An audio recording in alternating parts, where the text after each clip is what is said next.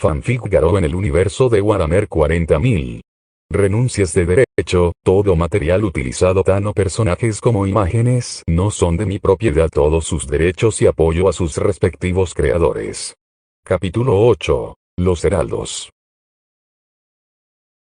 No lo puedo creer, esto es inaudito, ¿cómo sucedió esto? ¿Qué clase de entidad beligerante causó todo esto?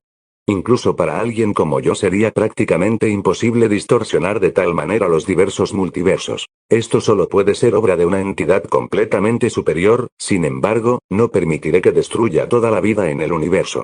Los pensamientos del último ancestral se desvanecerían con el eco de sus últimos suspiros, pero su sacrificio no sería en vano. Para él su vida significaba poco que el de aquellas almas que estaban en juego. Sin embargo, no le quedaba mucho poder y sus últimos gramos de energía empezaban a deteriorarlo a la vez que parte de su rostro comenzaba a desprenderse de sus huesos. Sin embargo, no se distrajo con ningún ruido, dolor o incomodidad producto de cada una de sus células muriendo.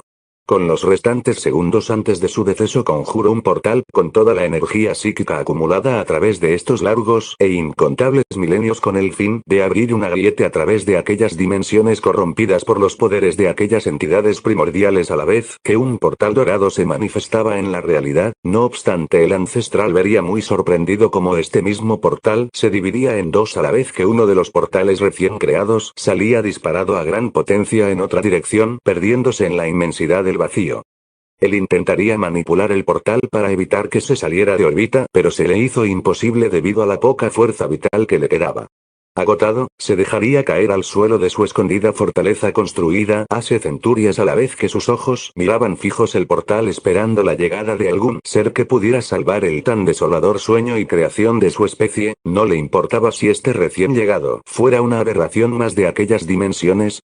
Lo único que le importaba era la salvación de todas las especies que hasta ahora él no pudo proteger. Del portal un pie emergería a la vez que se haría visible un torso, un cuerpo y finalmente la presencia de un ser misterioso a los ojos del ancestral. Un hombre se haría presente en aquel desolado lugar, a la vez que dirigía su mirada al extraño ser con forma de sapo el cual se veía agonizante. No siento maldad en ti, incluso cuando podría clasificarte como monstruo del montón. Sin embargo, me sorprende que fueras capaz de traerme en este lugar. Solo un ser con el poder de aquellas entidades cósmicas sería capaz de tal hazaña. Disculpa, ¿dónde están mis modales? Mi nombre es Blast, podría saber con quién tengo el gusto. Eso no será necesario, solo considérame un ancestral. Mi nombre no guarda un pasado glorioso como para recordarlo. El motivo por el cual te traje aquí es para salvar a este universo de los diversos horrores que están por ocurrir. Lo he visto, el futuro terrible para todas las razas, sus aniquilaciones por parte de una entidad que escapa de las leyes y las limitaciones imaginables. Cof, ya no me queda mucho tiempo, realmente lamento y espero en lo profundo de ti que llegues a disculparme por darte una carga la cual no estabas destinado a cargar. Sin embargo, es todo lo que pude hacer, traer a una entidad capaz de cambiar el rumbo del destino. Espero y no me haya equivocado. Ya es el momento, hermanos, ya me reuniré con ustedes, decía el ancestral a la vez que su cuerpo comenzaba a desintegrarse a nivel celular. Blast trataría de preguntarle lo más pronto posible sobre aquello que debía enfrentar, no obstante el ancestral desaparecería completamente dejando solo una estela de luz blanca a la vez que el polvo de su cuerpo comenzaba a desaparecer de igual manera. Blast estaría confundido con todo lo que acababa de pasar. Anteriormente estaba buscando los cubos ocultos a través del universo, sin embargo, un portal lo trajo de manera estrepitosa a ese lugar y para empeorar la situación, el ser que lo trajo a ese lugar se desvaneció a la vez que solo lo dejó con una gran cantidad de preguntas e intrigas. Por su parte, Blast abriría un holograma el cual le mostraría toda la galaxia y el universo entero. Su sorpresa se dispara aún más al darse cuenta de que este lugar, o mejor dicho esta realidad, estaba completamente fuera de control, lo que lo hizo reflexionar de mejor manera para saber qué rumbo de acción le convendría tomar. Una vez analizada todas las variantes y opciones, él se dispuso a crear un portal por el cual pasaría dirigiéndose a un lugar en específico. Los diversos demonios y flotas del caos se vieron abrumados con su poder. No hace mucho ellos eran los cazadores y ahora mismo se habían convertido en presas de este alienígena humanoide, el cual los lograba despedazar sin ninguna dificultad a cada uno de ellos. Incluso las diversas plagas de los demonios de Nurgle y los diversos poderes de encantos por parte de los demonios de Slaanesh fueron ineficaces para frenar a este tornado viviente. El aclamado Boros había hecho de las suyas en ese sector, el cual estaba casi vacío de cualquier presencia demoníaca. Para Tracin esto era un severo problema. Al parecer liberó a un dragón para derrotar a simples lobos. Este ser lo había dejado sin palabras. Cada vez que veía sus movimientos, velocidades y resistencias físicas a través de su monitor, no podía ni imaginar de lo tan difícil que sería ahora para contenerlo. Sin embargo, una promesa es una promesa, se dijo a sí mismo a la vez que se retiraba del centro de observación de su mundo necrópolis. En otro lugar se hallaba un temible y poderoso primarca, el cual observaba la devastación producida por él y sus hijos. Era de esperarse estos resultados. Él por estos largos 10 milenios se había preparado minuciosamente para acabar con sus humanos traidores, los cuales se habían atrevido a destruir el maravilloso sueño de su padre. Corvus Corax miraría impasible las bajas producidas por su mano, a la vez que decidió ponerse en marcha para asaltar otra fortaleza construida por los acólitos de Change, los cuales eran dirigidos por el traidor Lorgar Aurelian, quien se encargaba de defender ese sector del Ojo del Terror en contra de las fuerzas renegadas y atacantes de otras facciones. Corax aprovecharía esta situación para deshacerse de una vez por todas de este cobarde, a la vez que alzaba sus imponentes alas negras, las cuales comenzarían a alzarse en vuelo. El choque de armas, garras, e instrumentos de batalla serían como una orquesta armónica, a la vez que miles de demonios caían ante los pies de esta abominación que milenios atrás conservaba su humanidad. Sin embargo, él nunca se corrompió ante el caos. En los estragos de esta batalla recordaría parte de su pasado, uno que lo perseguía atormentándolo, enfureciéndolo. No obstante, nunca sería capaz de borrárselo de su memoria. Él pensaría en esos tiempos durante la destrucción casi total de su legión durante la masacre del desembarco en Isbanube al inicio de la herejía de Horus. Corax estaba desesperado por reconstruir su legión. Con el permiso del emperador, él y sus astartes se adentraron en las profundidades del Palacio Imperial para recuperar el avanzado conocimiento genético que el emperador había utilizado para crear los primarcas. Corax, a continuación, hizo uso de estas técnicas y recuperó la plantilla genética original del primarca para acelerar el desarrollo de nuevos astartes de la Guardia del Cuervo. Las repercusiones de esas acciones volvieron a perseguirlo, haciendo que Corax concediese finalmente la paz del emperador a todos los retorcidos mutantes que surgieron como resultado de sus experimentos. Corax desapareció luego en el Ojo del Terror, en busca de penitencia por su vergüenza. Pero aún con el tiempo que había asado, él fue incapaz de aniquilar a las diversas vergüenzas por parte de su raza, pero ahora mismo esto no sería igual. Después de masacrar a los demonios que defendían la fortaleza, él en un arranque de ira, daría un fuerte impacto en uno de los muros a la vez que este mismo estallaba en miles de escombros, permitiéndole el acceso a sus hijos y fuerzas renegadas. Lo que desencadenó una oleada de cuerpos despedazándose mutuamente a la vez que él mismo se abría paso en la tan reducida fuerza de defensa que aún le quedaba a Lorgar, quien al verse superado intentaría abrir un velo psíquico con la intención de retirarse a la fortaleza eterna. Sin embargo, esto no lograría concretarse debido a que los hijos del Curvo irrumpirían en su torre a la vez que se abalanzaban en contra de sus guardaespaldas. Por su parte, Lorgar lanzaría un potente ataque disforme, provocando el exterminio de un gran número de ellos. Lorgar liberaría un aura de poder psíquica, la cual provocó que los recién llegados se quedaran paralizados. Él mostraría sus fauces a la vez que los hijos del Cuervo rugían de agonía. El alarido de dolor de los hijos del Cuervo sonarían por toda la fortaleza, incluso más allá de esta misma, y estos gritos llegaron a los oídos del primarca Corvus, quien en un estruendo de visto disforme pasaría volando a través de las líneas enemigas, provocando mutaciones en todos aquellos incautos que se cruzaron con su niebla negra, y muchos de ellos morirían unos momentos después.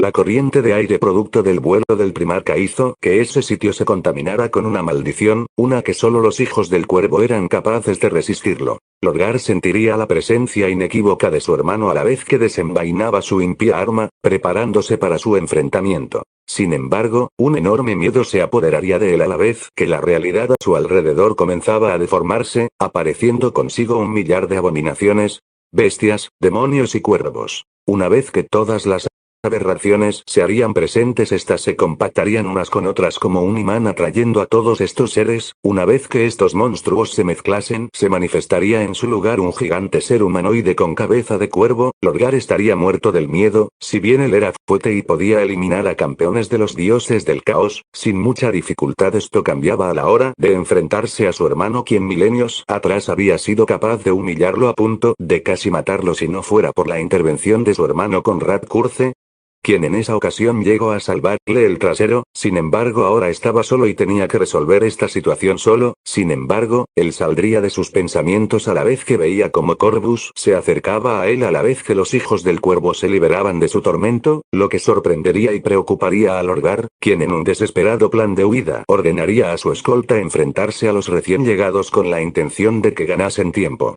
Pero su sorpresa y miedo aumentarían a la vez que vio como su hermano de un solo movimiento de su mano desgarraría la carne de sus secuaces a la vez que él comenzaba a desplazarse a su dirección. Lorgar por su parte liberaría un conjuro psíquico con la intención de invocar a una gran hueste demoníaca, pero un fuerte golpe por parte del cuervo lo dejaría completamente aturdido, lo que no le permitió seguir con la invocación. Lorgar decidido enfrentarlo cuerpo a cuerpo, ya que se le imposibilitaría usar sus poderes psíquicos ya que el cuervo lo atacaba cada vez que quería lanzar un ataque. Muy bien Corvus, jugaré tu juego, ya es momento de que uno de nosotros dos caiga. Después de unos minutos de eso, Lorgar se dio cuenta de la mala decisión que tomó y de lo tonto que fue al pensar que podía tener una posibilidad de frenar a su hermano. Sin embargo, eso ya no importaba, la paliza que estaba recibiendo decía más que 1000 palabras. Sus huesos y extremidades estaban destruidos a la vez que el cuervo no le daba ni el más mínimo respiro. Lorgar quedó en pocas palabras hecho trizas, y esta vez no habría nadie para ir a socorrerlo. Corvus se hartaría de estarlo despedazándolo, así que prosiguió a destriparle las 4 extremidades de su cuerpo, llevándose a un Lorgar sin brazos ni piernas con dirección a un niebla negra repleta de cuervos, a su vez que tanto él como Corvus y los hijos de este mimo desaparecían del campo de batalla en esa desolada fortaleza. Abaddon se hallaba restableciendo su ya desgastado ejército, y más aún recuperándose de las heridas infligidas por ese comisario poseído con el espíritu del emperador. También estaba claro que todas las legiones utilizadas para el asalto a ese mundo fueron diezmadas casi en su totalidad. No obstante, el saqueador no era de aquellos que se rendían fácilmente, y en estas últimas semanas se había preparado meticulosamente para asaltar las líneas enemigas ubicadas al noroeste del cordón del sistema Octarius. Si bien ese sector estaba envuelto en una guerra catatónica entre fuerzas del imperio, orcos y tiránidos, era innegable que las grandes reservas de munición, armas, naves y todo tipo de artefactos necesarios para contener a esas facciones estaban ahí. El imperio se había preparado para crear una fortaleza muy necesaria para guardar todo ese material, y por supuesto Abaddon no desaprovecharía esta oportunidad, a la vez que si llegaba a tomar el sistema de suministro, esto le garantizaría que tanto orcos como tiránidos masacrarían a las fuerzas imperiales ahí desplegadas. Él puso entonces en marcha el plan para desarticular a las fuerzas defensoras a la vez que dirigía a su ejército a bordo del espíritu vengativo, atravesando el sector a la vez que abrían fuego a gran escala en contra de los defensores, los cuales serían tomados por sorpresa impidiéndoles la oportunidad de contraatacar a la vez que las estaciones colocadas en ese lugar serían destruidas. Abaddon ordenaría un fuerte asalto a través de la muy desgastada línea de defensa, las cuales poco pudieron haber para detener el avance del saqueador. La toma de los suministros y la derrota de los defensores en esa línea de defensa harían que los sobrevivientes avisasen a los altos mandos sobre este ataque, a la vez que se avecinaba un crudo augurio para los restantes defensores del sector Octarius. Nurgle mantuvo a raya a Malal por un largo tiempo, sin embargo durante su intercambio de ataques había comprendido perfectamente que este dios renegado no era para nada una broma. De hecho, esta batalla le dio la impresión que el renegado la estaba disfrutando, aun cuando sus guerreros eran diezmados. Nurgle decidió lanzar una epidemia feroz, la cual había demostrado ser fatal en aquel momento cuando la probó con Isa, la diosa Eldari de la sanación. Una vez que lanzó la plaga, cada uno de los sirvientes de Malal serían desintegrados a nivel molecular, provocándoles dolores insoportables antes de sus decesos. Cuando la enfermedad tocó el cuerpo de Malal, esto le produjo una gran cantidad de llagas, las cuales comenzarían a supurar a la vez que pus y sangre comenzaban a brotar de las heridas. Sin embargo, la sonrisa de Nurgle no duraría demasiado al vez como Malal volteaba a ver a las heridas contraídas por la enfermedad. a la vez que parecía comunicarse con la propia enfermedad ordenándole salir de su cuerpo, y como si el mismo virus tuviese conciencia, este comenzaría a desaparecer a la vez que las llagas en el cuerpo de Malal se cerraban, a la vez que una gran porción de sus secuaces se curaban de la misma forma. Esto le provocó una enorme sorpresa a Nurgle, ya que incluso la diosa Isa tardó más de una hora en recuperarse de esa enfermedad, pero de manera sorprendente su adversario lo hizo en menos tiempo y sin señales de dolor. Malal dirigiría su mirada con dirección a las fuerzas de Nurgle a la vez que alzaba la palma de su mano diciendo unas palabras: gran cataclismo. Una vez mencionado esto, un potente estruendo retumbaría en todo ese lugar a la vez que el mismo sonido cortaba en muchos pedazos a los chicos del abuelo Nurgle, quien inclusive terminaría por recibir un muy considerable daño. Esto enfurecería a Nurgle a la vez que se abalanzaba en contra de Malal. Garou se despertaría abruptamente, al momento que intentó de manera instintiva alejarse de su posición. Sin embargo, grande sería su sorpresa a la vez que chocaba con una pared metálica. Al levantarse se dio cuenta que se hallaba en una celda la cual poseía unas dimensiones tan estrechas, haciendo que los movimientos del cazador fueran casi imposibles. Garou intentaría romper los barrotes de su celda, sin embargo, al momento que tocó el metal de la puerta, una potente descarga eléctrica masiva recorrería por todo su cuerpo. Si bien él era resistente a daños de este tipo, las heridas acumuladas en la batalla anterior ya le cobraban factura, provocándole un dolor inmenso a la vez que soltaba los barrotes de la puerta. Esto enfurecería un poco a Garou. ¿Cómo fue posible que se desmayara en ese preciso momento? No, aún peor, ¿qué carajos fue esa luz que provocó destransformación? Muchas más dudas se harían presentes, sin embargo, dejó de pensar en ella a la vez que las puertas de ese calabozo se abrían revelando a un pelotón de ultramarines. Sin embargo, Garou sentiría una imponente presencia casi semejante a la de ese poderoso demonio que enfrentó tiempo atrás. Si bien las presencias varían, estaba claro que de cierta forma esta era un poco más débil a la de ese demonio. Por su parte, Garou esperó en silencio a la vez que escuchaba cómo se acercaban cada vez más a su celda, a la vez que se hacían presentes los recién llegados. Garou vería primero a un comisario, seguido de un miembro de la eclesiarquía, quienes voltearían a ver a los astartes y al primarca Roboute Guilliman. Mi señor Guilliman, si me lo permite decir, este es un pecador a los ojos del dios emperador. Todos en esa batalla lo vieron, esa transformación y mutaciones, eso solo es obra de los poderes del caos, por lo cual sugeriría que se le dé una ejecución ejemplar y acorde a sus pecados, diría el sacerdote a la vez que el comisario agregaba: si me lo permite mi señor Guilliman, este es un monstruo que le llegó a ser frente al ángel rojo, por lo cual es más prudente erradicarlo con un artefacto capaz de eliminarlo. Por su parte, Garou se enfadaría por el comentario, alegándole el término de monstruo. Bueno, la verdad es que sí se consideraba uno, pero el término utilizado lo dijeron con tanta naturalidad como si se le tratase como un ser inferior. Sin embargo, la voz de un ser imponente silenció a los dos ahí presentes. Comprendo sus preocupaciones, sin embargo, tengo preguntas que deben ser contestadas, y cuando mis dudas se despejen decidiremos su destino. Por el momento no les permito precipitarse y que sus emociones nublen sus juicios. Una vez el primarca de los ultramarines terminó de contestarles, los dos miembros se alejaron a la vez que asentían a las palabras de Guilliman. Bien, entonces comencemos, diría Guilliman a la vez que se dirigió a la celda donde estaba cautivo Garou. Yo soy Roboute Guilliman, primarca de la 13ª Legión de Adeptus Astartes, conocida como los Ultramarines. Puedes dirigirte a mí simplemente como Guilliman si te parece bien. ¿Puedo preguntar tu nombre, muchacho? Garou vería todo esto con molestia. A él no le gustaban las charlas, no, la verdad era que nunca le vio la necesidad a los diálogos, él era más a un sujeto de acción. Ja, esto es realmente un fastidio, pero bueno, yo soy Garou el monstruo humano. Esta respuesta por parte de Garou causaron muecas de ira y miradas de malestar en todos los presentes, a excepción de Guilliman, quien se mantuvo indiferente a la respuesta de Garou. ¿Con qué Garou? Bien, podrías decirme cómo llegaste a tener esa apariencia la última vez. Es complicado, podría decirse que esa forma la adquiero de forma involuntaria cuando mi cuerpo está completamente dañado y adquiero esa forma como un método de protección o defensa. La respuesta de Garou hizo que Guilliman se llevase una mano a la barbilla a la vez que analizaba esta respuesta. Bien, puede tener sentido eso, ya que explicaría cómo regresaste a tu forma original. Sin embargo, esa no es una bendición o habilidad otorgados por los 4 poderes malignos.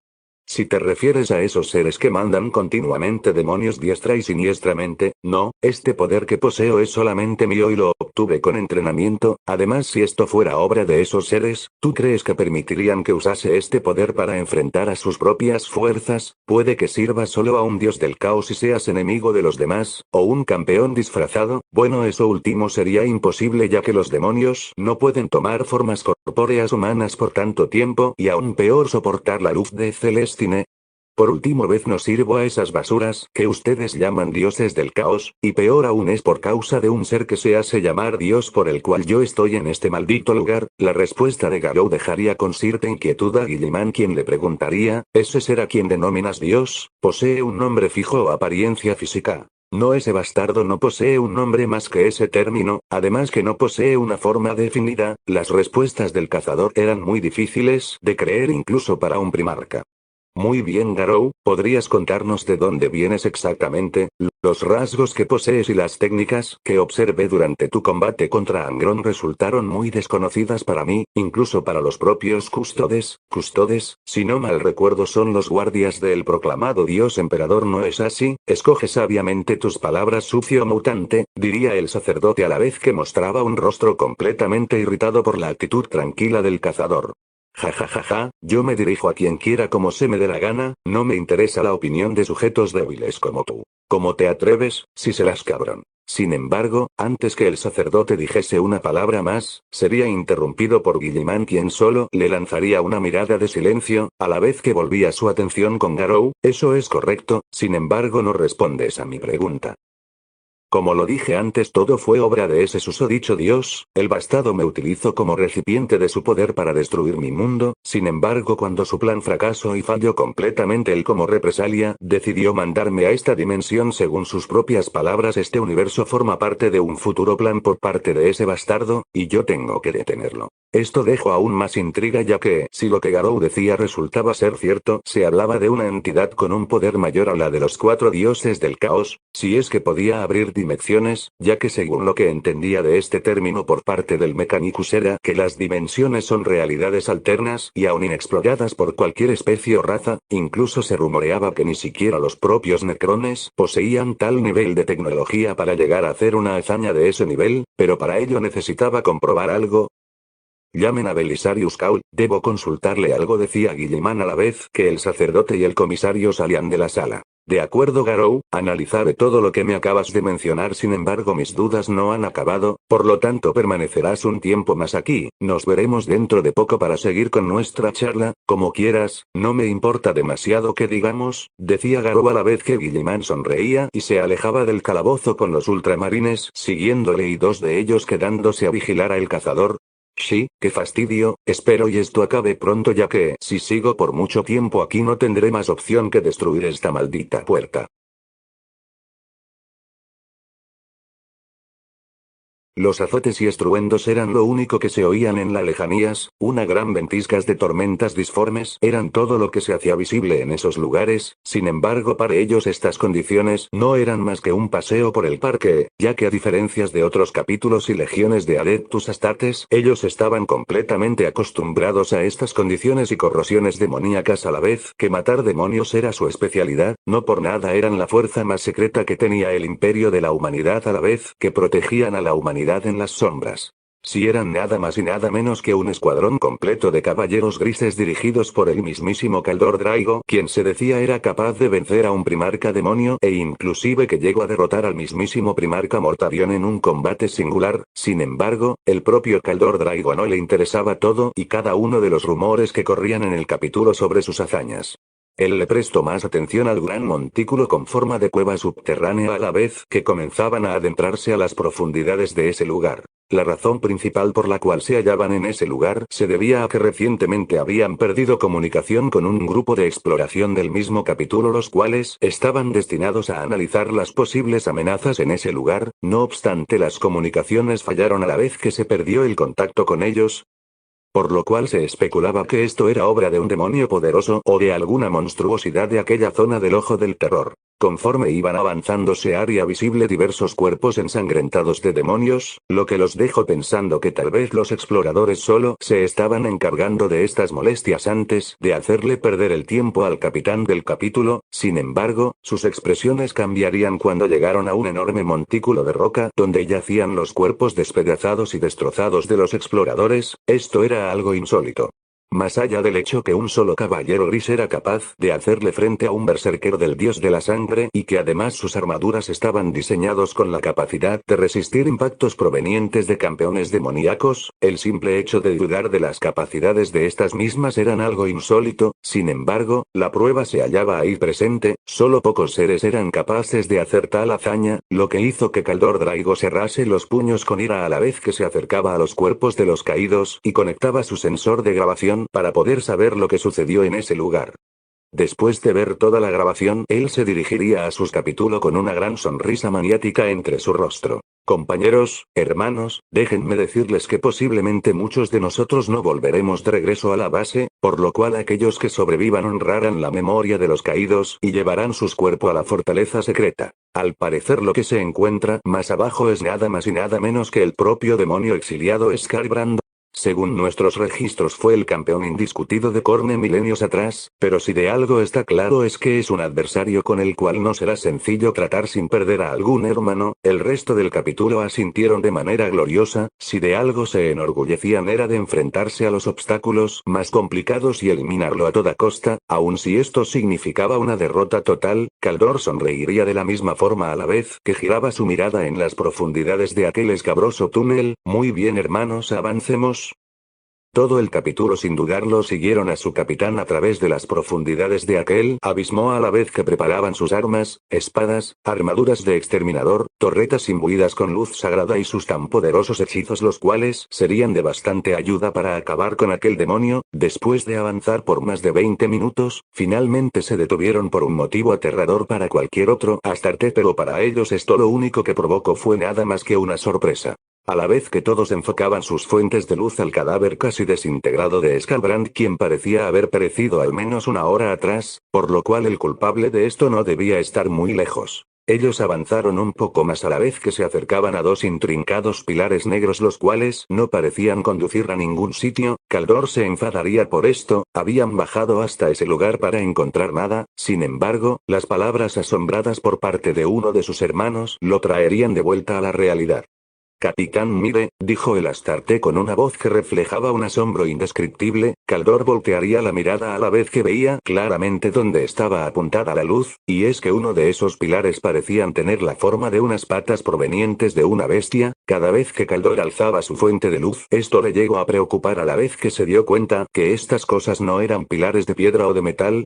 Eran realmente las extremidades de un monstruo el cual los había estado observando desde que llegaron, y la verdad es que con sus más de 30 metros de envergadura y con una cantidad de 3 pares de ojos era realmente alucinante semejante bestia que se tuvieron que encontrar. Una vez viéndolo detenidamente, Kaldor notó que la bestia no parecía tener ninguna herida o daño alguno, lo que propondría que este ser era inmensamente más poderoso que el demonio que estaban dispuestos a enfrentar. Esto sería algo realmente malo. Si esta bestia logró acabar con un campeón el cual podía acabar con un número de caballeros grises, no quería ni pensar el resultado de enfrentar a algo que desconocía y que además parecía ser capaz de aniquilarlos a todos ellos sin el menor esfuerzo. Kaldor ordenaría de manera apresurada a sus hermanos: será mejor que regresemos al punto anterior, no permitiremos que este monstruo salga de este lugar. Sin embargo, tenemos que prepararnos aún mejor ya que con el equipo que portamos nuestras posibilidades serán nulas si lo enfrentamos.